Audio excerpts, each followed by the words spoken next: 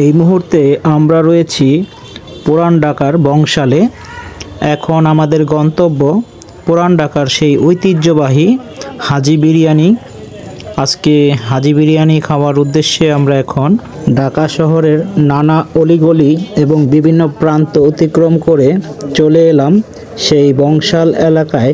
আপনারা সবাই জানেন পুরান ঢাকা মানে হচ্ছে অত্যন্ত ব্যস্তময় এলাকা এবং এখানকার রাস্তাঘাটগুলো খুবই সংকীর্ণ এবং এখানকার রাস্তাঘাটগুলো খুবই ব্যস্ত, বিশেষ করে নানা রকম যানবাহন, রিক্সা, অটোরিক্সা এবং মালবাহী যানবাহনের কারণে রাস্তায় প্রচুর জ্যাম এবং চলাফেরা খুবই কষ্টকর।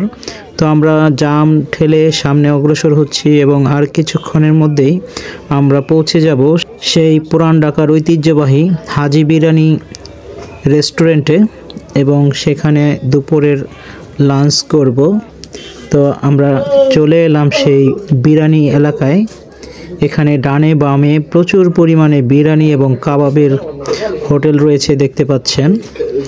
আর সামনে আর কিছুক্ষণ গেলেই আমরা পেয়ে যাব সেই হাজি বিরিয়ানি রেস্টুরেন্ট। পুরান ঢাকার এই জায়গাটি সবসময় খুব ভিড় এবং ব্যস্ত থাকে, কারণ এখানে বেশিরভাগ বিরিয়ানির দোকান এবং রেস্টুরেন্টগুলো অবস্থিত।